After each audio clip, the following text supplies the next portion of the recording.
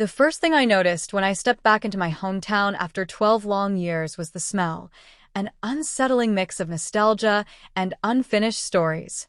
The cold December air bit at my cheeks, but something else stung deeper.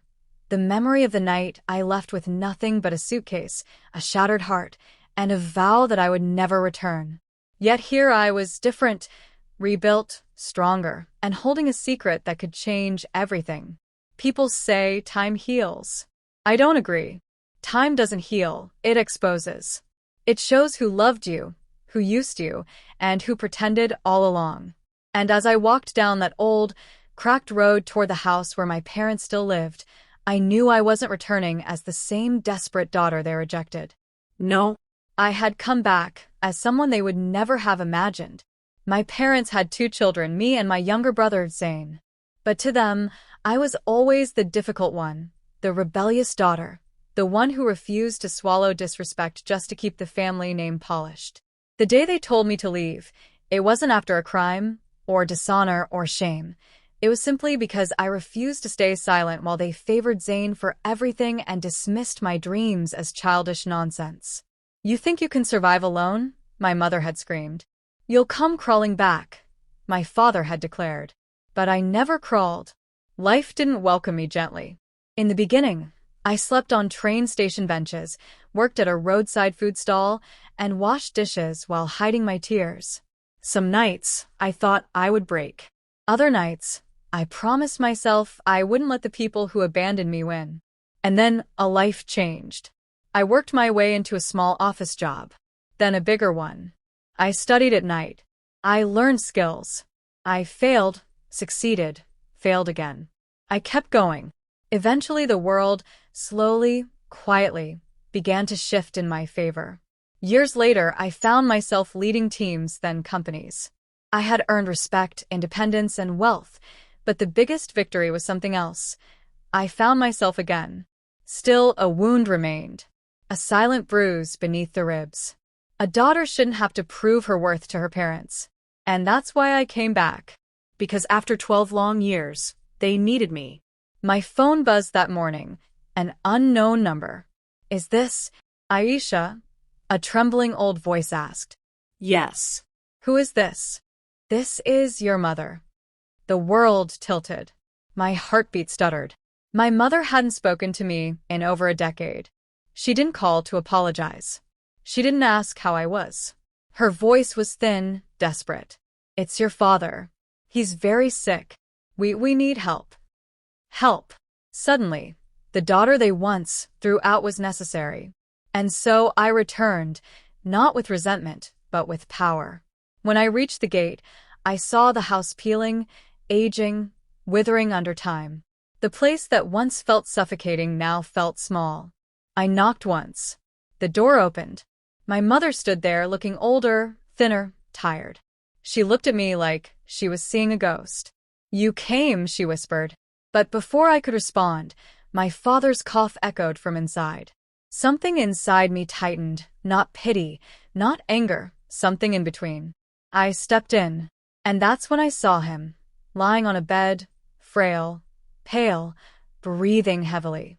He looked up. His eyes widened in disbelief. You came back?" His voice cracked. "Yes," I said simply. Before he could speak, before my mother could explain anything more, a loud knock suddenly shook the door. My mother's face drained of color. My father's breathing hitched. I turned toward the entrance. A man stepped inside. And when my eyes landed on him, my entire world jolted. Because I knew that face. He was someone from my past, someone I never expected to see again. And he wasn't here by accident. The man who walked through the doorway wasn't a stranger. He was the very storm that once destroyed my life before I rebuilt it. His name was Raza, the man who used to pretend to love me, only to betray me when I needed him most. The man who fed lies to my parents, who convinced them that I was uncontrolled, unstable, dishonorable. The man whose words played a huge role in getting me kicked out. Seeing him now, standing in my parents' living room as if he belonged there, made the air turn metallic in my mouth. My mother's fingers twisted nervously. "Aisha, he's our neighbor now. He helps around because your father can't. I clenched my jaw. The irony made me want to laugh. He wasn't helping out of kindness. He was helping out of opportunity. Raza gave me a slow smile, a smile that said he hadn't forgotten what he did, and he didn't regret it. So, he said casually, you finally came back. I did. I kept my voice steady. He stepped closer, inspecting me like I was a rebuilt machine. You've changed. Not enough to forget what you did, I wanted to say. But I stayed silent. My father coughed violently. My mother rushed to him, worried, trembling. I moved closer to help, but she held up a hand gently. Let me, she whispered. It hurt, more than I expected. Even now, she didn't want my help. But I took a deep breath. I didn't come here for affection, or apologies, or the love they never gave. I came for closure. I stayed for hours, taking note of my father's medications, the unpaid bills, the failing roof, the mold creeping along the walls. They weren't just struggling, they were drowning. When I requested to speak to my mother alone, she hesitated before sitting across from me. You only called me because you needed something, I said quietly. Her eyes glistened. We didn't know who else to call. I nodded. You could have called 12 years ago, too. She flinched. Aisha, I know we weren't good parents to you, but your father, he regrets a lot. So do I. Her voice broke, but something inside me stayed still. You never tried to find me, I said. She lowered her head. We thought you hated us. I hated how you treated me, I replied. But I never hated you. Her breath trembled. Before she could say more, the front door creaked open again. Raza, always appearing when he wasn't needed. But this time he didn't come in alone. Another figure stepped inside. A woman. young, Nervous. pregnant. My mother rushed to her. Aiza, sit down. Is everything okay? Raza placed a firm hand on the woman's shoulder. This is my wife, he announced proudly. And we're expecting. My jaw tightened. He turned to me. You left, Aisha. Life moved on for all of us. It wasn't what he said, it was how he said it. Mocking. Claiming victory. My mother looked between us, confused. Do you two know each other? Before I could answer, Aiza suddenly gripped her stomach with a sharp cry. Everyone panicked. She collapsed onto the couch, sweating, breathing erratically. My baby, something's wrong. Raza froze, completely useless, pale, terrified. I rushed forward. Move, I ordered, pushing him aside. I checked her pulse, her breathing, her ankles, her temperature. Quickly, I recognized the signs. It was severe stress-induced panic, dangerously close to triggering premature contractions. Call a taxi, I yelled. And no, we can't afford, she gasped. I'll pay, I said. And for the next hour, I stayed with her in the hospital. I held her hand. I comforted her. I made sure she and the baby were safe. Raza couldn't stop pacing, sweat dripping down his temple. When the doctor finally said everything would be fine, relief filled the room. But something else happened too. Aiza grabbed my hand and whispered, I know what he did to you. My heart stopped. She looked into my eyes with trembling fear. He told me everything. What he said to your parents, how he lied to them, how he ruined your reputation. A chill ran down my spine. Why are you telling me this? I whispered. Tears slid down her cheeks. Because he's planning something again. I froze. What plan? She swallowed hard.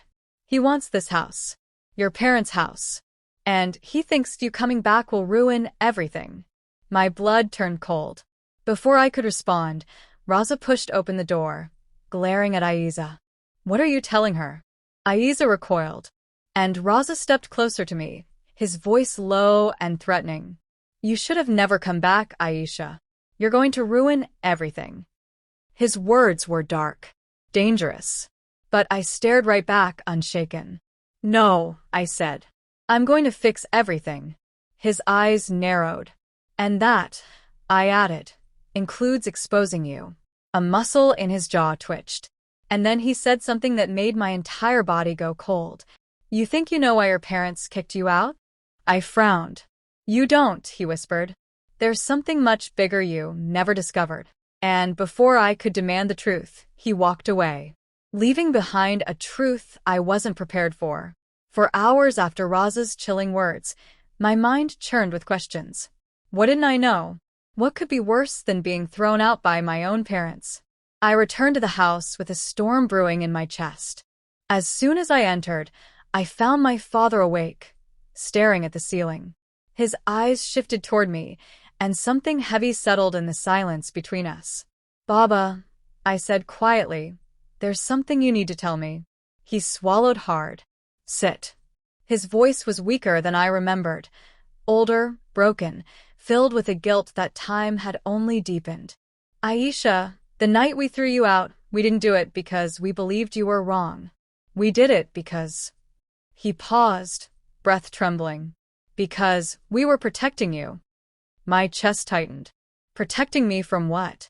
His lips quivered. From a scandal. A lie someone fed us. Someone who made us believe you were in danger. I closed my eyes. Raza, I whispered. My father nodded. He came to us claiming you were involved with dangerous people, that you were planning to elope with someone abusive, that he overheard conversations about drugs, debts, and threats. I felt sick. He fabricated everything, my father whispered. He showed us fake messages, altered recordings. He told us if we didn't get you out, those men would come after you after us. Every word punched through me like glass. My mother entered the room quietly, tears slipping down her cheeks. We were wrong, she whispered. We were blinded by fear.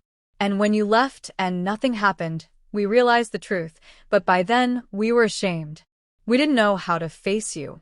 I pressed my hands against my face, tears burning my eyes. Why him? I asked. Why would he do that? My father inhaled shakily. Because he wanted your place. What place? In the business. He pointed to an old briefcase under his bed. Inside were papers, contracts, shares. You were always meant to inherit my small company. He knew that. He wanted control. So, he destroyed you to get closer to us. My hands shook as the truth shattered everything I thought I knew. 12 years of pain because of him. My father took my hand, his fragile fingers trembling. Aisha, we don't deserve forgiveness. But we need help. Not money. Help to stop him. He's been trying to take everything from us. I looked at the scattered bills, the failing house, the fear in their eyes. And for the first time in years, I didn't feel like the abandoned daughter. I felt like the protector. I'll handle him, I said with steel in my voice. The next morning, I knocked on Raz's door. He smirked. Come to negotiate? No, I said calmly. I came to destroy everything you built on my pain. I handed him a folder. Inside were documents I gathered overnight, proof of fraud, forged signatures, recordings from Aiza, testimonies from neighbors he cheated, even an old office report linking him to financial crimes. His face drained of color. You think this will? I already sent copies to the police. I interrupted. And to your employer. He stepped toward me aggressively. You don't understand. No, I said. You don't understand. I survived 12 years alone. I built my life from ashes. I learned to fight. You only learned to manipulate. His jaw clenched. And then something unexpected happened. Aiza stepped out behind him. Raza, I'm leaving you, she whispered. I refuse to raise my child with a man like you. He spun around in shock. You're making a mistake. No, she said firmly. You did. He lunged toward her, but I stepped between them. And he froze. Because he knew this time he couldn't win. That evening the police came. Aiza gave her full statement. I stayed beside her as Raza was taken away, shouting curses, threats, promises of revenge. But none of it mattered. Justice finally did. When I returned home, my parents were waiting at the gate. My father held on to my mother for support, his frail body trembling. My mother took a hesitant step toward me. Can we have another chance? Her voice was fragile, unsure, afraid. I looked at the house behind them, the house where I cried, fought, dreamed, suffered. The house that never felt like home. And then I looked at them, not as the villains of my past, but as flawed, scared humans who made terrible choices. I'm not the girl you threw out, I said softly. But I'm also not the girl who denies people a chance to change. Their tears flowed freely. But understand this, I continued. I'll help you. I'll support you. I'll rebuild everything with you. But trust must grow again. Slowly. My father nodded, emotion choking him. My mother held my hand like she was touching it for the first time in years. Aisha, she whispered, we're proud of who you became. And for the first time in a long time, I let myself breathe, not as the forgotten daughter, not as the wounded woman, but as the survivor who returned, not for revenge, not for validation, but for closure. And in giving them forgiveness, I finally gave myself peace.